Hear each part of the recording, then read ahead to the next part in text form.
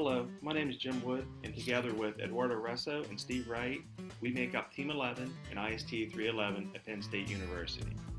I'm here to talk to you about our team project. This semester we were tasked with designing a user interface that implemented design and organizational principles. For our team's project, we chose to create an in-car touchscreen interface that is something we're familiar with and is also a topic of shared interest. Our goal was to create an interface that was not only fast and easy to use, but offered features that would be expected from today's users.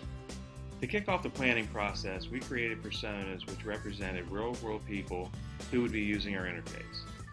These personas gave the team a better understanding of the type of users our interface would have, along with what features they would be looking for. A common point of interest we noticed was ease of usability. To ensure our project remained on track, the team met on a weekly basis using both email and Google Hangouts for communication. Google Docs was used to share and collectively work on project documents. The next step was to create a low-fidelity prototype. Each member of the team created their own independent design, and the best elements were chosen and combined into the final interface.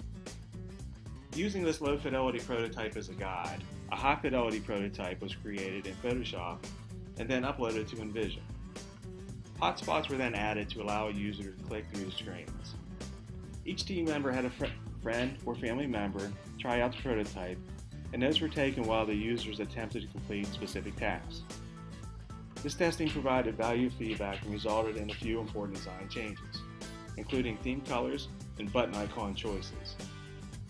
Interface design principles and standards learned in the course were reviewed, and two more changes were made.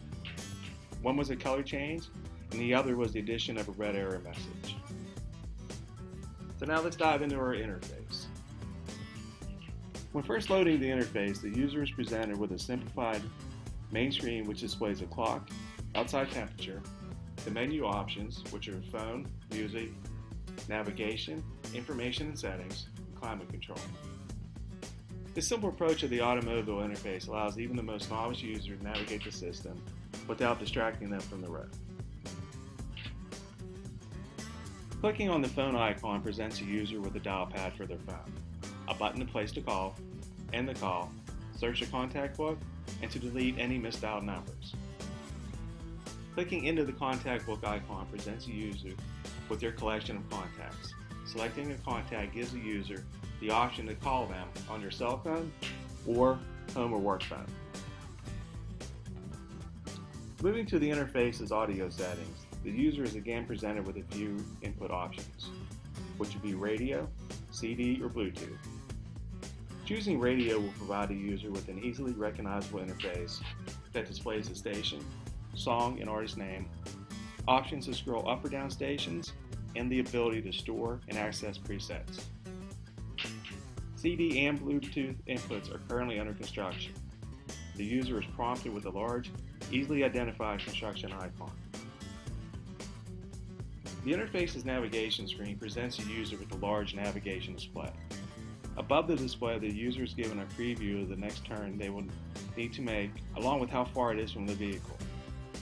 Below the display, the user is shown the destination address and estimated time of arrival. On this screen, the user also has the option of choosing a destination from the contact book or the ability to search by address. The final screen of the interface is the information and settings screen. Entering this screen allows the users to quickly and easily see the vehicle's tire pressure, estimated oil life, and miles until next service. This is also where Bluetooth devices can be managed. By clicking the Bluetooth icon, the user is given options to pair or unpair a phone, or to make the vehicle discoverable through other Bluetooth devices. Clicking pair phone will begin the process of searching for phones that are in a discoverable state. If the interface is unable to locate a phone after 30 seconds, it will present a user with an easy to recognize red error message stating a phone cannot be found. Throughout the design of this interface, our team focused on staying true to the design and organizational principles learned in this class. This is made evident by the icons, which are easy to recognize and task-oriented, button spacing to create a cluster effect, and color choices to avoid confusion. This is the end of our presentation. again, I would like to thank you for your time and hope you enjoyed our presentation.